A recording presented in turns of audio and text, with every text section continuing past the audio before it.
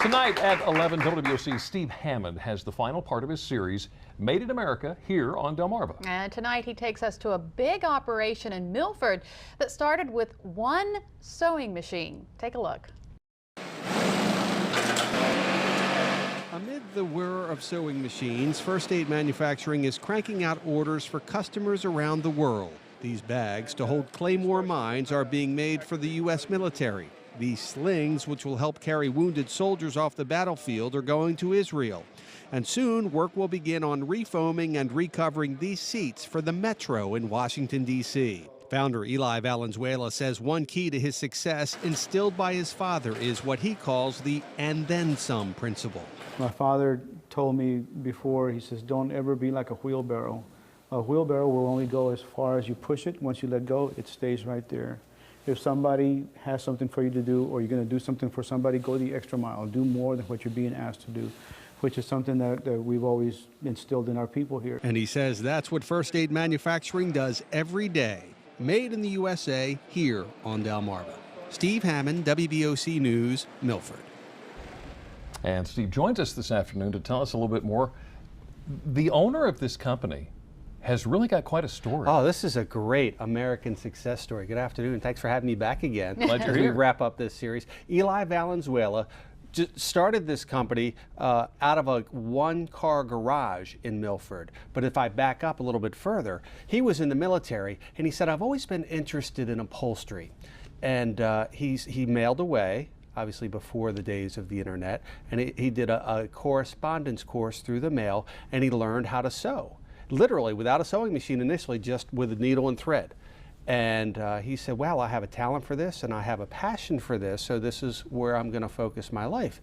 And he eventually got better, went out and bought his first sewing machine. He still has it, by the way, and you'll see it in the piece tonight at 11 o'clock. He got his first sewing machine, and he continued to get better and better. He went to work for upholstery shops. Long story short, he started doing some work out of Dover Air Force Base, and he kept realizing, wow, these customers, these clients are ripping off the federal government. He says, and I can do this cheaper and better. And so that's how it started, in this one-car garage in Milford. And now, that was 1981, they've moved around the quarter into the 75,000 square foot facility. Wow. It's impressive. Now, the other two companies that you featured relied heavily on technology. Right. What about First Aid?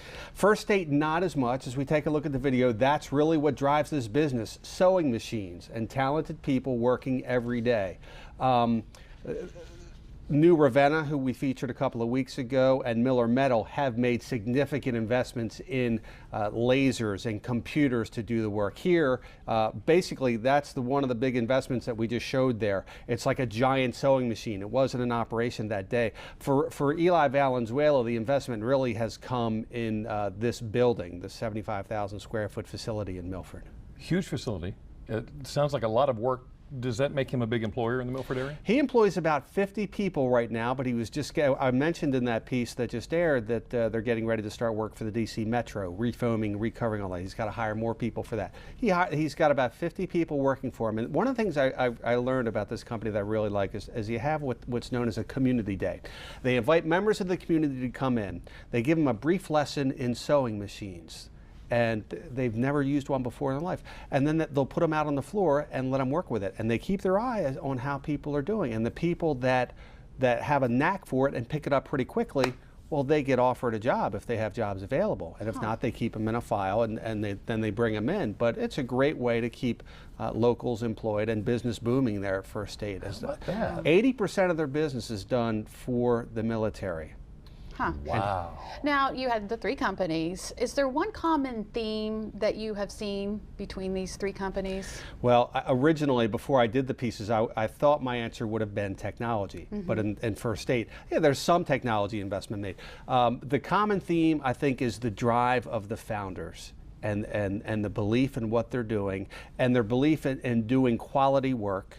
And yes, it takes some guts, you know, significant millions of dollars. All three of these companies have made significant investments in the last 3 or 4 years. So during an economic downturn, you know, they had some sleepless nights investing millions of dollars in something that was, you know, they weren't sure it was going to pan out, but for all three it has. How All right, about thank that? you, Steve. And you can catch Steve's special report, Made in America, here on Delmarva tonight on WBOC News at 11. Thanks for coming in. No problem. Appreciate it. Still to come on Delmarva Life, the coupon craze has taken the country by storm. Are you looking to save money on those trips to the grocery store? Well, our very own Brian Spiros is with a woman who just might be able to help. Jimmy and Lisa, I'm here with Krista Brooks, who's also known as the Coupon Mom. When we come back, she's going to show us the tricks of the trade when it comes to saving money in the grocery store using coupons. Trust me, you don't want to miss it. You're watching Delmarva Life. We will be right back.